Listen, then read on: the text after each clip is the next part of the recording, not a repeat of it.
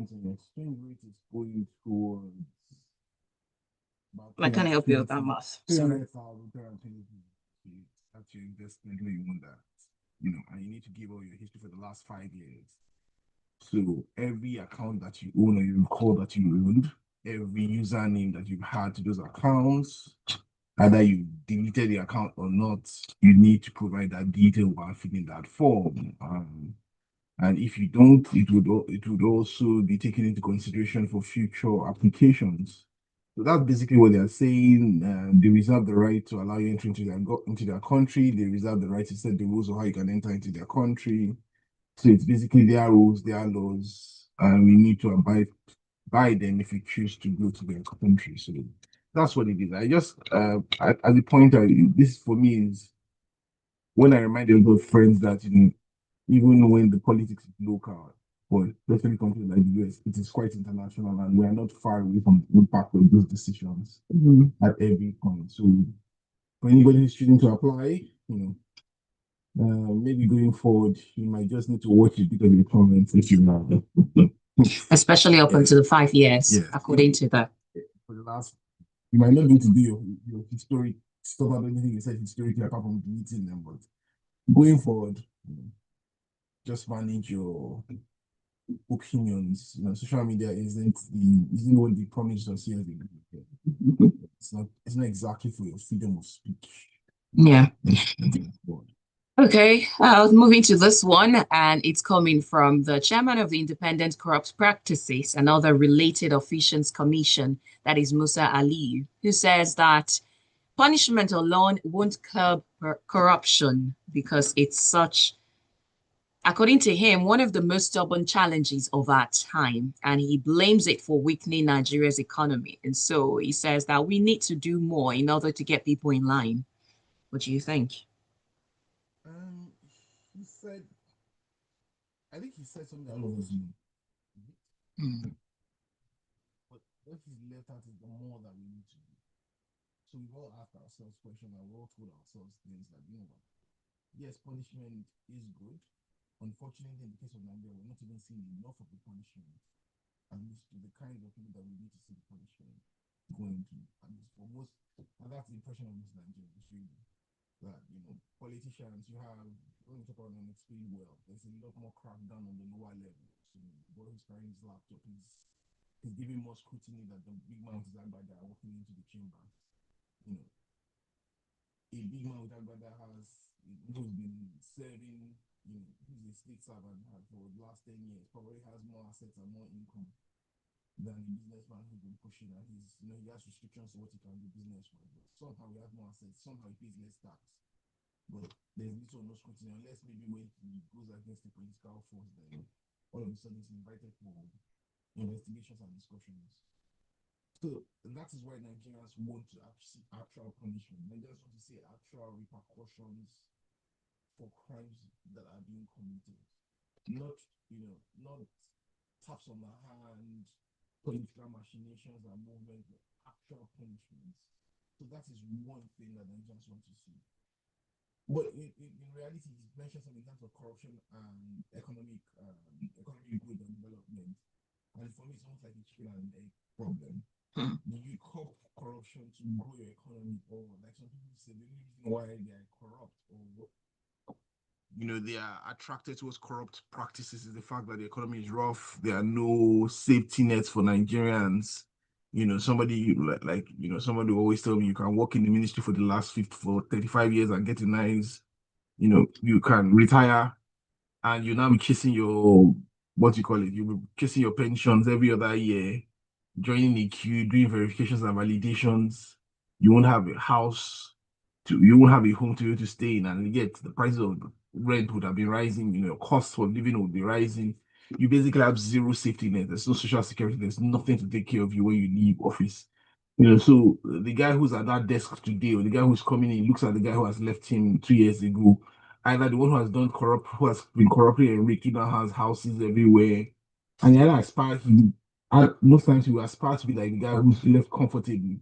Then the other guy who's queuing, who's come to the office, and ask them when they're going to pay pensions next time so he can join the queue. So there are a lot of things that we need to sort. Yes, so that's why I say the chicken and egg problem. do you curb corruption first? Is that what you can sell to the people and will you get support? Or do you actually say, let's sort out the economic issues first? And thankfully, that's not my problem today. That sits with the government, but that's a real problem. Um, I do think that there are several ways you can go around. I think the fabric that held most of the society together has crumbled. So even from the homes, you have, head of stories where parents actually actively take their children to go and learn Yahoo Yahoo instead of, trying to push their education forward because basically they'll tell you who education is. You know, we don't have a lot of people stay in Nigeria today because Nigeria is structureless, which means that there are opportunities to go, which is a good thing for a lot of us. But the bad thing about that is that if you are not one of those tribers, you can't just aspire to live a basic normal life, like what you'd expect from any citizen in any other country, where you just wake up in the morning, do your bit, contribute your bit to society, earn your pay, and you can live a life without being fancy or anything out of the ordinary. You have to strive to do so much more. And that is where the challenge for most Nigerians live today. So, yes, punishment isn't enough, but we do need to see punishment and a lot more punishment. We also need to see structures that are not dependent on individuals to work. It's one of the challenges. When people walk into a space and do not believe that the structures there are functional, or the controls within that space are functional, or the controls within them actually exist, or they are respected and they are put to work, people will do whatever they want to do. They will make up their own rules and their own laws. When we choose, I'll give you a typical example in Nigeria. Whenever I hear an agency saying that, oh, we've automated this thing, we're going to reduce the corruption by automating it, I laugh because Nigerians are brilliant people. We found a way to automate something. What we do is when we take a process and automate it, we do it by 70%. Then we leave that nice 30% for us to still do manually. So you have to go and pay on the portal, go and do this. When you finish paying on the portal, print out the paper and go and give somebody in the office your process. My personal experience, when you do that, the guy takes it, he puts all you that guys are paid on the portal. I don't want to talk a particular agency, but some of you might know the agency we're talking about. They put it in one pile. All of you that have come in through somebody else there, you get fast tracked and you get your document out as quickly as possible because you are paid another price to fast track that transaction. Now, you've automated, the minister is jumping up and down, he's automated and everything is fine. But the people who are using it cannot know that they have to pay the extra fee to get that service done in a timely fashion. So, there are several things to be done. So I think I was trying to avoid using this statement, but I think the man is being a bit clever by half. We're talking about, punishment isn't enough. Yes, punishment isn't enough, but Oga, please tell us the other things that we need to do to sort out corruption in Nigeria. Maybe we'll listen to you. Yeah, the automation that you said that is never fully done, something very, I think, preposterous would be the word yesterday, and I was just shocked. So, the whole prepaid meter, right? That you have to get. Let's not even get into it. But I thought we were done with this. Imagine the officials showing up and bringing a bill from about 5 years ago, telling you, and guess how crazy it was? The previous owners, Yes. it was in their name. The worst part is the money that they said was not even traceable. The address was not even accurate. And this is a building, a compound that has been using the prepaid meter for years. How do you come up with that? Well, to Nigeria, so that's why you now have to look for a friend who's a friend who's somebody there. You start negotiating, you agree on a fee, try, or if you're lucky, you can push out the entire sum and get some amount. Then you can always go to the various, I think, CPC, whatever. Start sending emails if that's your thing. It's just a painful process to follow through, but that's our reality as Nigerians. Those are things that the average Nigerian goes through on a constant basis, not a daily basis. Just sorry, on a final note, and like he said, this is something that eats deeply into the fabric. Do you think countries like China, North Korea, who hand out death sentences are too extreme for corruption? I am not a fan of death sentences. Well, because I feel that if you don't do your work investigating, and in countries that life is political, you can get swept up in the political bar. So unless it's ironclad, once you take a life, you can't return it. So that's my word. Yes, they said those death sentences in the system, but guess what? They still have people who are caught, they still have people who are arraigned, they still have people who are anticipated. So people always do what people will do. But ensure that at least you have some level of punishment that is a deterrent. but ensure you have processes that stop people. You have things that actually make people toe the line. And it's not just by handing out, sorry, that pet peeve of mine today is, the quick rent-seeking mentality of just doing things to just collect money from the people. Join the conversation by sending your messages to us on WhatsApp 0911 999 0981. Again, 0911 999 0981. I'll take this one, and it's coming from Mr. Ajayi Olonilua, who says, Good morning. We got comments by the chairman of ICPC that punishment alone cannot curb corruption is just a distraction, as we're not even seeing the punishment for the massive looting being reported every day. Let him do his job instead of preaching. Fabian from Ekpe says, Good morning, everyone. Corruption can be curbed while at the same time working on the systemic structure. Right now, the government doesn't encourage merit in the civil service, nor motivate them to work well, but rather focuses on things like sports, music, and on themselves. Given all this, why should a young person want to work hard when he sees those who have done so and retired protesting for their pensions, with some dying as a result?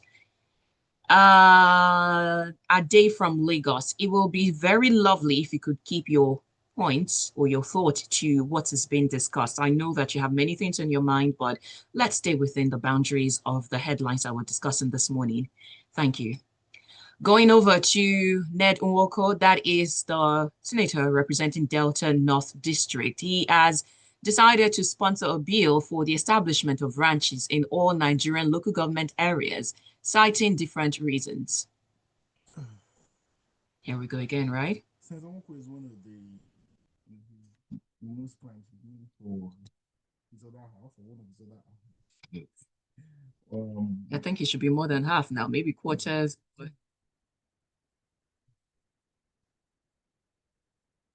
let's use well, he's a very strong man, actually. So moving on to more serious matters. He's one of the senators from my state too. I do come from the same state to the senator to my parents. He's talking about the establishment of ranches across the various 774 local governments, and he's talking about putting a bill forward. In practice, or in theory, I'm not against that. He's also talked about setting up some entity to manage the practices of those ranches, to govern the ranches, basically another NDA or something that would act. This is not forgetting that I think, if I recall, we currently have a minister for livestock development, if I'm not wrong. I think was the current president brought in a minister for livestock development. Yeah, I believe so. So this for me is an interesting thing. Now, why would I say in theory I don't mind it? Is that if, and this is where I say numbers are very important for national development. If today we have the numbers, the statistics, the facts that tell us this is Nigeria's need for, this is how much today. So today, cattle rearing, cattle ranching is largely a private enterprise. I do expect that it will always remain a private enterprise unless states want to invest into it, which means that the states will put down their own money, get their own cattle, get their own spaces, do whatever they need to do to get it running, right? And I always like to see the numbers, how much cattle are we consuming in Nigeria, meat are we consuming in Nigeria, how much of it are we exporting, what are we doing with the meat, maybe having those structures and coming from the minister to this MDA, whatever he's thinking about, and in the 774 local governments will actually ensure that there is some structure put into it. And that would be fine if that is one of the things we are looking for in terms of economic development and also food security. But the big question I ask is, who is going to pay for this? Because largely, and I pointed out earlier, that a lot of the cattle rearing and ranching in Nigeria today is private enterprise. The major issues and there's a reason why it has become a major topic in the last 5-10 years or more. It's always been a topic, but it's become a nationwide topic in the last maybe 10, 20 to 20 years now. is because of because of as clashes have grown. And like I said, clashes have always been there between the farmers and the cattle herdsmen. Whenever a farmer does, grows his crop season by season, and somebody takes his cattle or his animals and walks through that field and eats up what he's been growing, obviously there are always going to be communal clashes, but they've increased, at least from our perceptions, in the last 15 to 20 years. That is the major reason why rearing of cattle and the herdsman issue has become a front burner topic in Nigeria. So it's basically people who are practicing private enterprise, like every other person in the agricultural sector who is growing, rearing chickens, keeping fish, doing snails. They're all animals. Everybody's rearing their own animals. But in the other guys, in the other times, every other person apart from the guys who are rearing cattle in quotes are doing it in their private spaces, paying for their fees, taking care of their costs.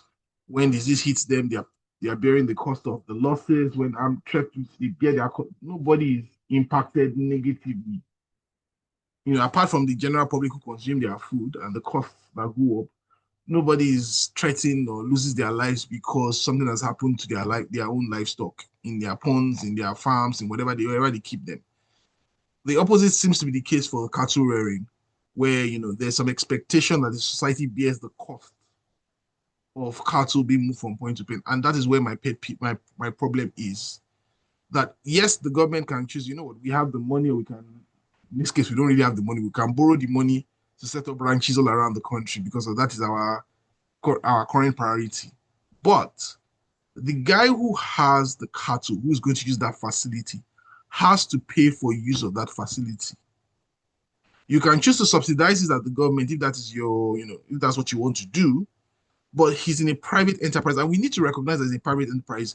This is the point I always give. Those guys who walk those cattle across the street from state to state, from place to place, do not own those cattle. A head of cattle, one cow, costs between the cheapest one you probably get, if you are very, very lucky and can negotiate properly, can cost you as much as 800,000 naira.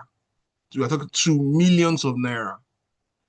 Those guys carrying sticks or carrying, like some people claim, carrying some ammunition around and walking these guys from point to point cannot afford to pay that. They don't own it. There are people who are wealthy in this society who have means, who own those cattle. What I would say is that let them pay the fair cost of ranching those cattle.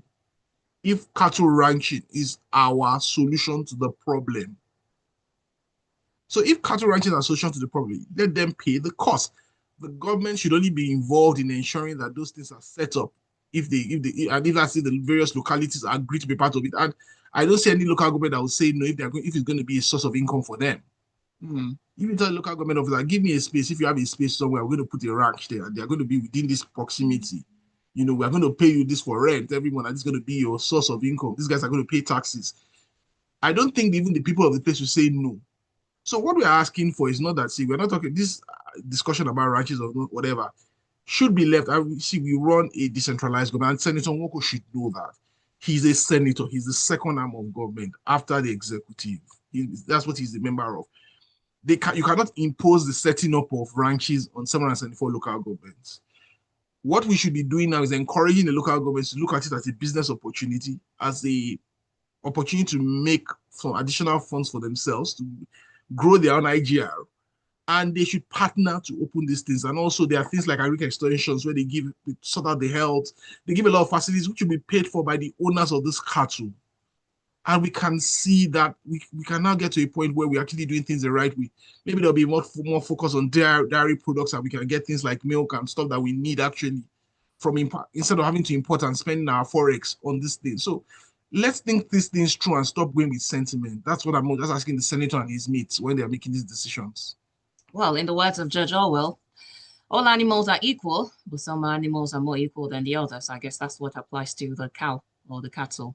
Because, yeah, like you rightly said, I'm not sure why we seem to have a preference for them. Going to Emeka from Ikeja, who says Senator Ned Nwoko should build his ranches in the state and local government, not mine, please, because dubious herdsmen and terrorists may use it as launching base to attack and occupy their host community. Let Ned test run his project from the north first. Gilbert Musa from Festac says, on the ICPC pronouncement on corrupt practices, looking back to September 1975, when a similar body recovered 100 million naira worth of assets from public officers. The question is, were the erring officers sanctioned?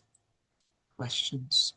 Let's come back to Lagos State and talk about the Lagos State Environmental and Special Offences Unit, the task force, saying that it has impounded 668 commercial motorcycles, that is popularly known as Okada, in 1 week following some security concerns. Okay, this is business as usual, BAU, basically. The government some years ago set upon decided to restrict motorcycle riding to specific areas and particular types of motorcycles, which is one of the things that even the enforcement officers need to be aware of or need to follow.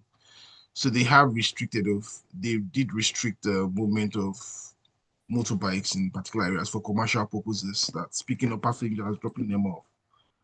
And what has happened over the period is that, from time to time, they go around trying to enforce it. So they seize these bikes, we go through the entire dance and cry, and they go away for another time and come back another time to do it. So it's just business as usual for me.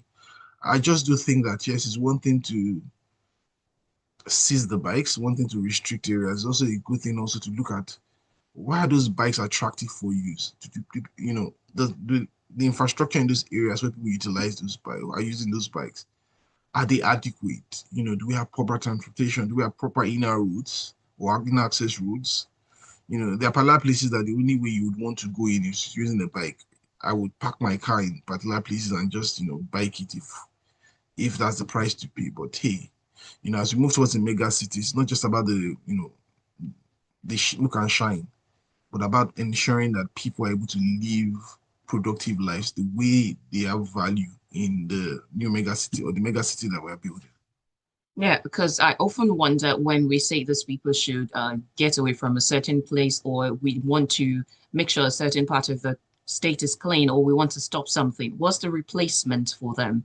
I mean, the people that were saying stop doing this, for them, it's some sort of livelihood. What is the plan? There is what we see is that people basically sort out their own plans and move on. So you see the guys, a lot of the guys used to be bike riders, sorry, a while back, have now become keke riders, or they've migrated out to other things. I don't think the government pays particular attention to what they should be doing afterwards. At least for the large majority. Some of them get drafted into other programs or things, but basically the government we're just enforcing the law. People will sort themselves out. Finally, from the Punch, the federal government has subsidized the cost of kidney dialysis in federal hospitals across Nigeria, slashing the price of the procedure by 76%.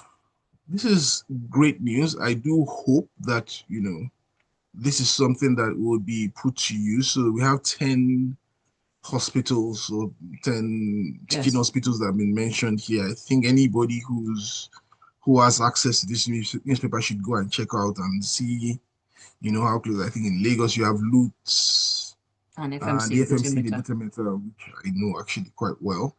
UBTH, University of Calabar, the Federal Medical Center in Azare.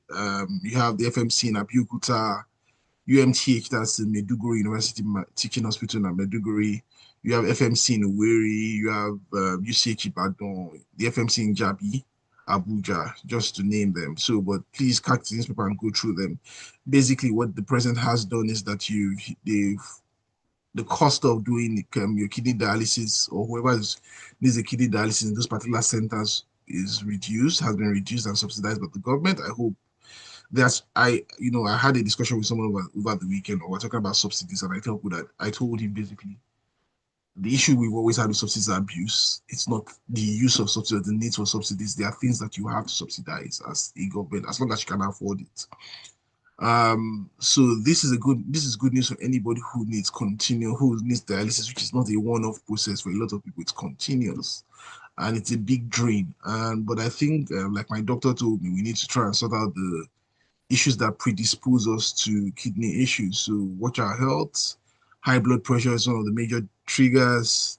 Those young guys who think that they will never go, that they will always remain young and continue to abuse drugs, continue to abuse drinks and alcohol and stuff, just know that you're just giving your body a bit too much work to do. So let's watch out of that and try to, keep our health and, stop ourselves from having to use these facilities anytime soon. But good work by the government. I think there's also some talk about some free cesarean sections for pregnant women in federal hospitals. Anybody who's had a wife who's giving birth, even if you go to a private hospital, you do know that your bill for giving birth is there's a reason why some men will insist that the wife must give birth like the Israeli women, Hebrew, like the Hebrew women. Sorry, because a lot of men don't want to pay the cost for the C-section. It's pretty pricey. So yes, if the federal government is going to subsidize the cost of C-sections in teaching hospitals and medical FMCs and teaching hospitals, great things, and federal hospitals, it's a great thing for the health of not just for the women who are having those children, but the children and also for the coming generation. We'll run through some messages, starting with this one from Moji from Apapa, who said, Senator Ned Nwoko is only trying to play good to the Fulani oligarchy. Kidnappers are having a field day in his state, and he's concerned, and all he's concerned with is ranching for people's private business. My friend has his personal ranch in his state, Edo, and no government gave him any handout. Herdsmen should pay for land and establish their own ranches. Joseph Maye from Silver Estate, Ejibo, Lagos. Good morning to you too. Says, honestly, do we really have leaders after the welfare of the citizens? Imagine a serving senator of all problems facing the citizens. Ranching is a bill for the debate. Who owns the cows?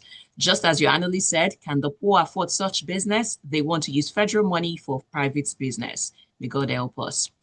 Oluwaseun says, good morning. This is only the second bill I have known Senator Nwoko to be interested in. The first was the bill to create the state of Anioma from Delta State. I believe this bill was hatched to garner northern support for that first bill. It's Anioma, meaning good land. But yeah, he's the proponent of that also. And Fabian from Ekwe says, good morning, everyone. The slashing of prices for kidney dialysis is a welcome development. The government should go a step further to ensure that those hospitals get the funds back with maintenance of the centers and training of staff. True. And they should also be able to retain their staff. Yes. Thank you, Chibuzor, for being here. It's a pleasure to have you. And next week we'll go again. It's my pleasure, Oluwaseun, and thank you, Lagos, for having me this morning. Thank you. Smooth Breakfast continues with Grapevine coming up at 8:15 right here on Smooth 98.1. The headline. The story. Thank you. Against all odds.